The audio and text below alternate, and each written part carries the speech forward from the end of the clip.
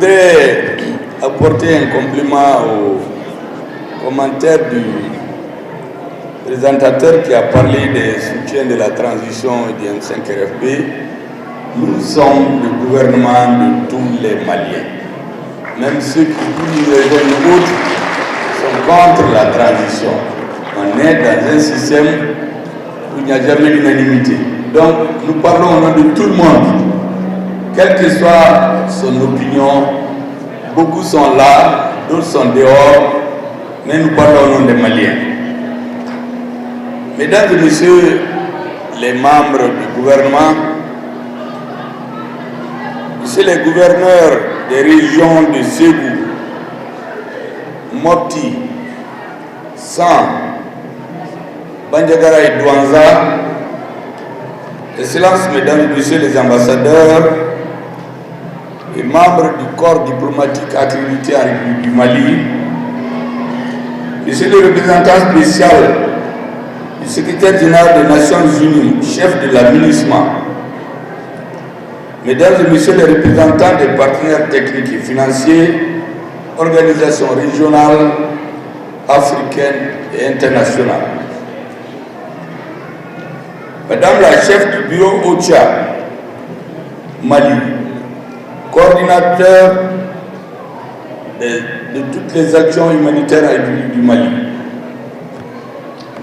messieurs les préfets et les sous-préfets, messieurs les présidents des conseils régionaux, messieurs les présidents des conseils de cercle, mesdames et messieurs les maires, mesdames et messieurs les représentants de la société civile, la société privée, du secteur privé, de tous les animateurs de cette région et particulièrement des légitimités traditionnelles et religieuses, mesdames et messieurs les représentants des forces armées et de sécurité, dont tous les Maliens sont fiers aujourd'hui.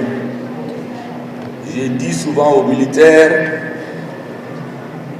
que notre armée nous a restitué non seulement notre souveraineté, mais elle a restitué la confiance des Maliens.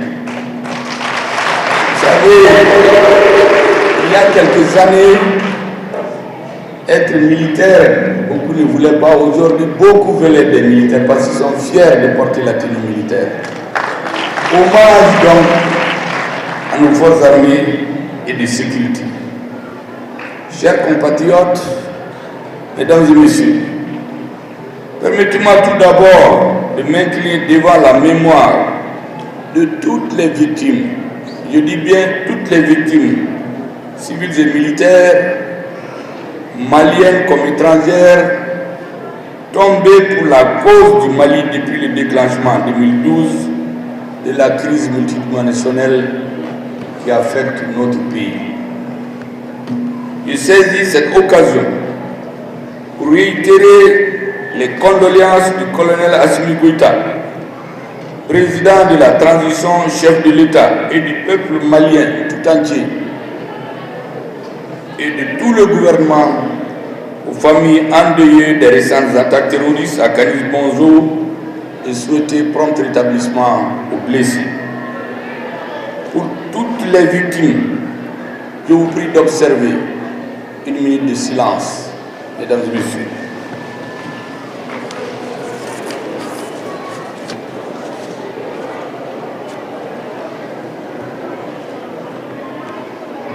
Je vous remercie.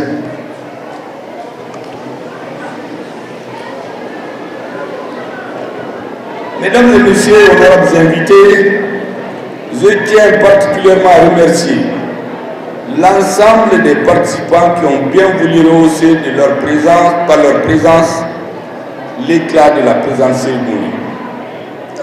J'adresse une mention spéciale aux braves populations des régions de Ségou, Mopti, San, Douanza, Bandiagara pour leur grande mobilisation ainsi qu'à tous nos partenaires techniques et financiers pour leur amitié, leur soutien et leur accompagnement. Je suis très honoré de prendre la parole devant vous ce matin dans le cadre de la cérémonie de lancement officiel de la stratégie de stabilisation des régions du centre et de son plan d'action 2022-2024. Cette stratégie, élaborée à la suite d'études et d'écoute des populations à la base, a mobilisé dans le cadre d'une grande concertation toutes les compétences du Mali, tant au niveau national, régional que local.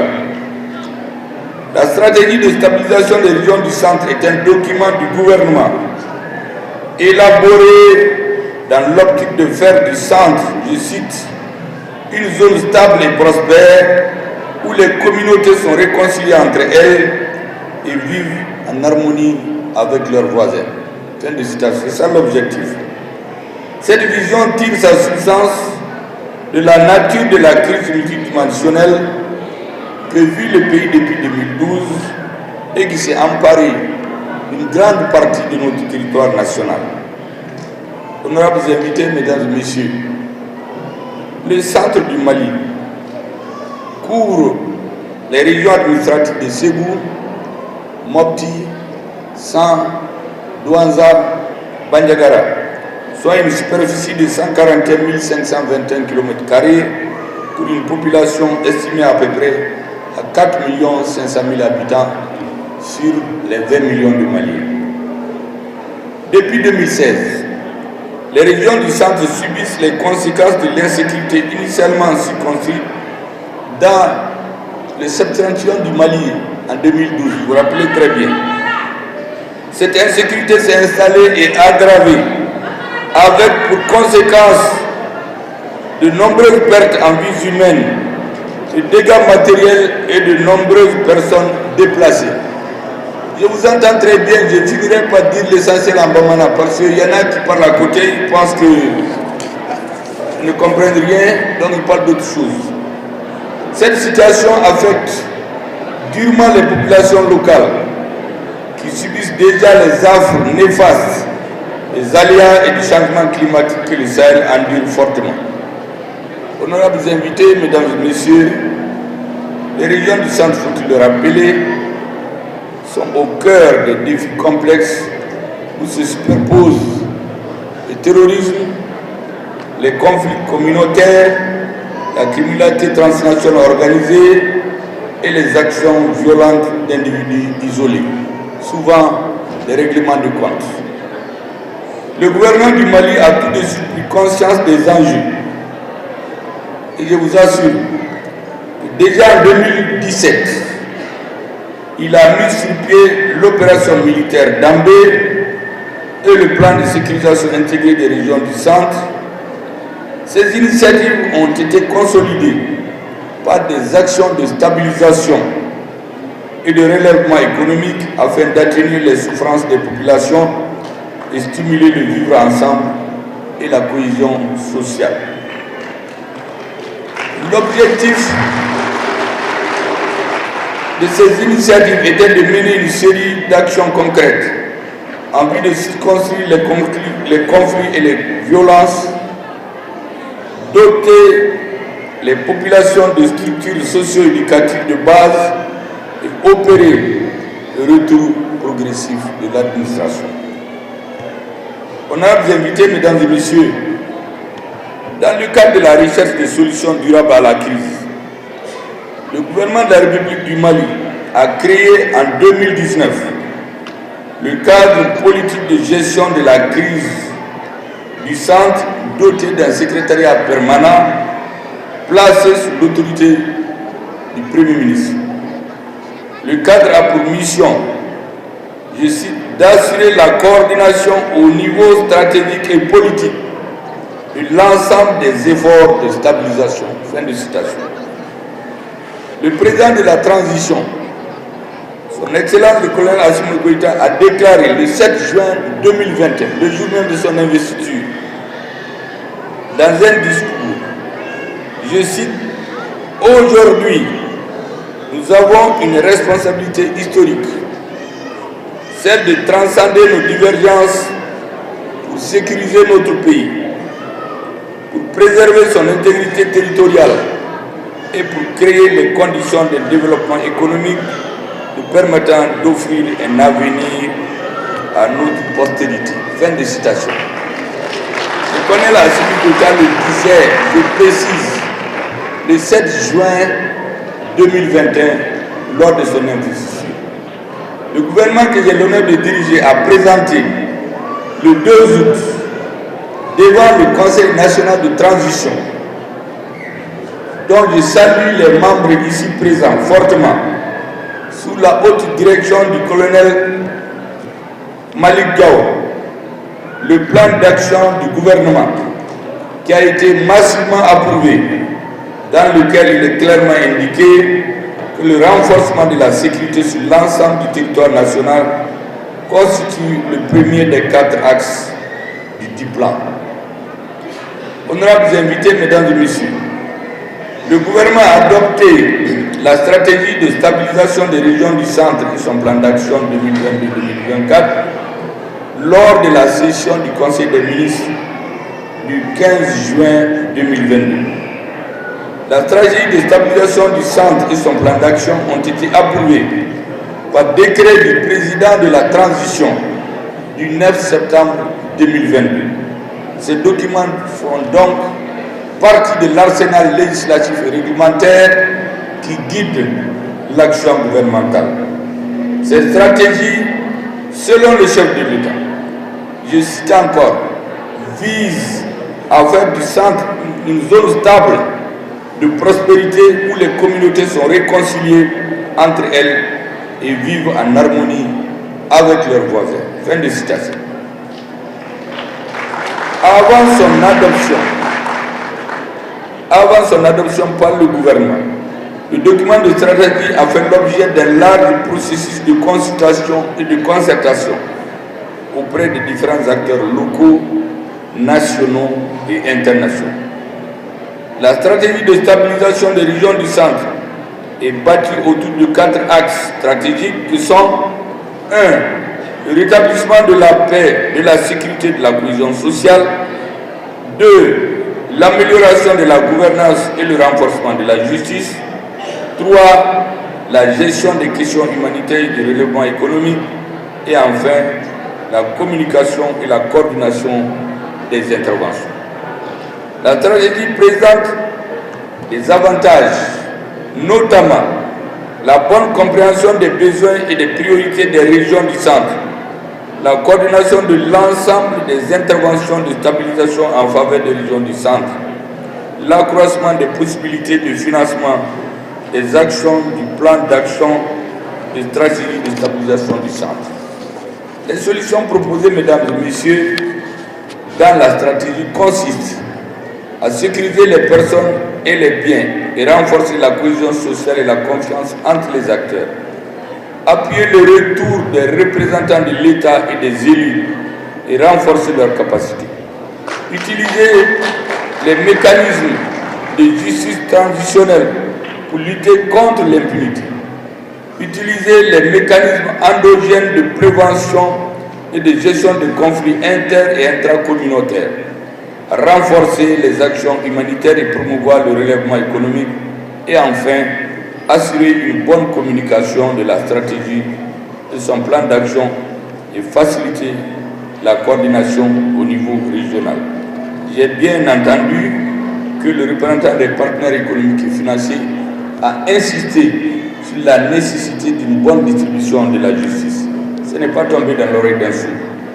Mesdames et messieurs, honorables invités, le coût de ce plan est apparemment très élevé, près de 1 000 milliards de francs CFA en 2022 et 2024.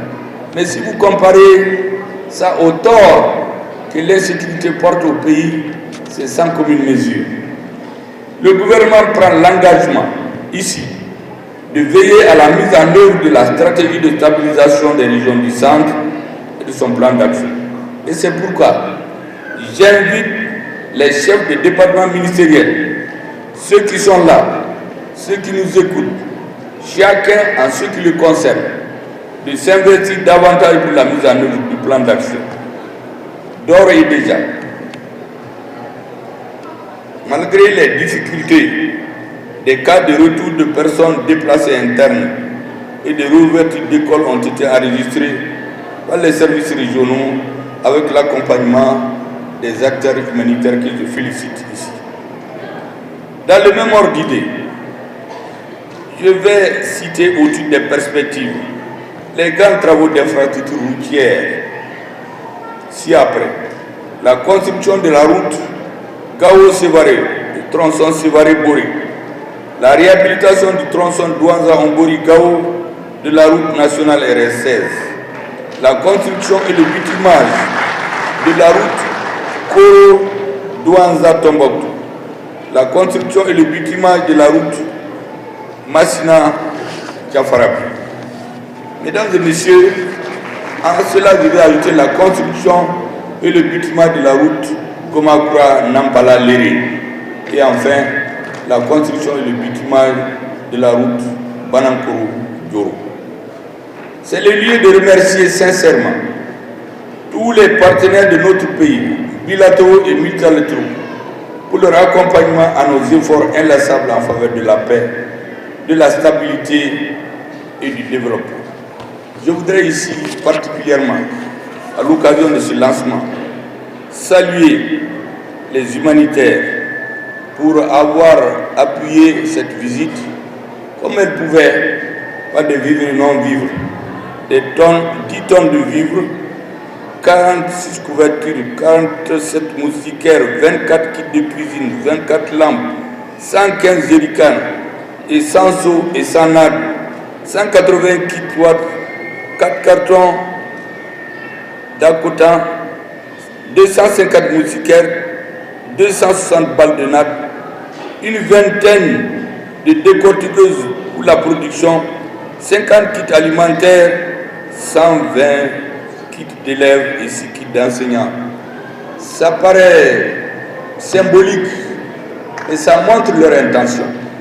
Je crois que les partenaires aujourd'hui sont dans de très bonnes dispositions. Ces intrants seront bien sûr mis à la disposition des populations concernées, seront les produits habituels des humanitaires, en association bien entendu avec le gouverneur, les gouverneurs et le secteur permanent du cadre. Parce qu'on vient de vous le dire dans son discours. L'État veut suivre tout ce qui se fait sur son territoire.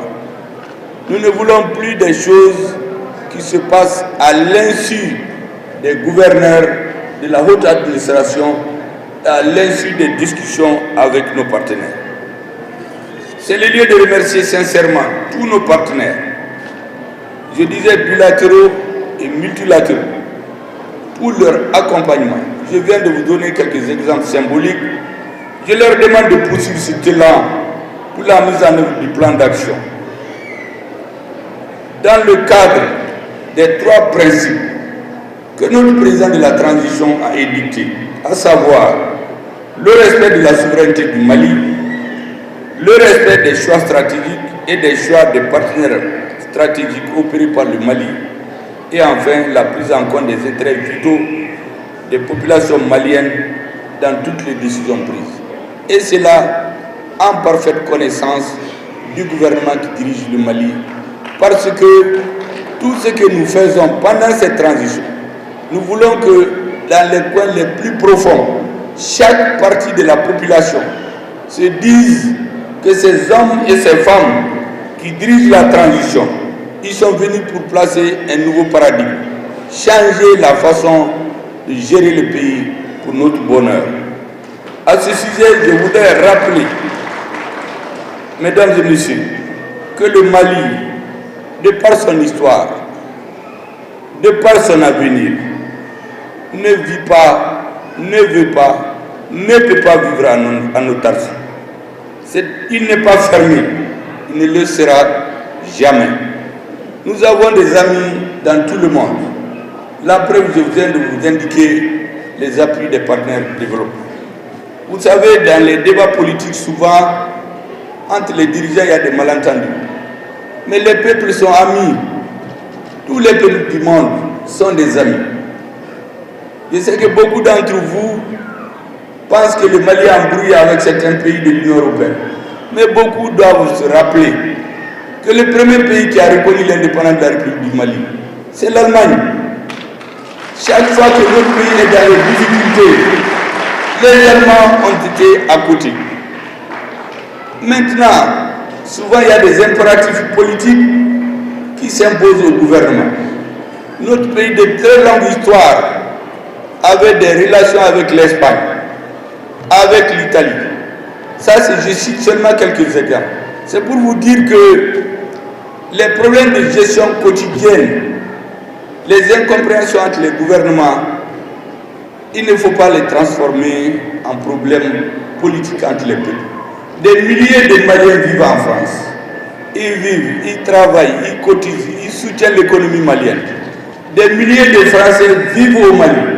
Personne n'a jamais entendu une atteinte aux intérêts de la France ou des Français. Où est donc le problème? Il y a des incompréhensions entre les dirigeants qui vont se régler au fur et à mesure dans le respect mutuel. C'est tout ce que nous demandons.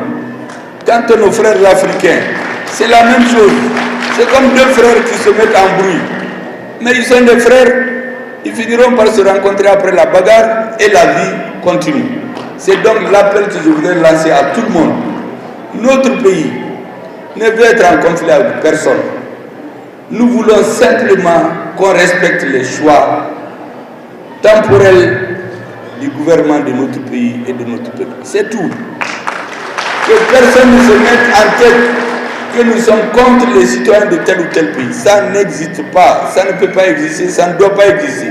Le Mali est un pays de brassage, un pays carrefour entre le nord et le sud. Votre prémisse même, c'est un métis Peul, Soraï, Tamashek, Touareg, cousin des Dogons. Donc, on n'a pas de problème chez nous. Tous les problèmes que nous avons sont venus d'ailleurs. Des gens qui ont vécu 1000 ans ensemble. Plus, comment ils vont se lever du jour au lendemain pour se mettre en bagarre? Le problème est venu d'ailleurs, ça ne vient pas de chez eux. Et ce que nous voulons, mesdames et messieurs, c'est tout simplement que notre État, j'ai rappelé, est ouvert à tous ses partenaires, avec tous ceux qui mettent leur intervention en adéquation avec les principes édictés plus haut par le chef de l'État. Mesdames et messieurs, je saisis cette occasion pour remercier Madame la chef du bureau OCHA, les représentants des humanitaires, Monsieur le représentant spécial des Nations Unies, je l'ai déjà dit, et tous nos partenaires. Au nom du président de la transition, son Excellence Assimi Goïta, je déclare solennellement lancer la mise en œuvre de la stratégie de stabilisation des régions du centre et son plan d'action 2022-2024. Je vous remercie et Dieu bénisse le Mali. Et Dieu bénisse le Mali.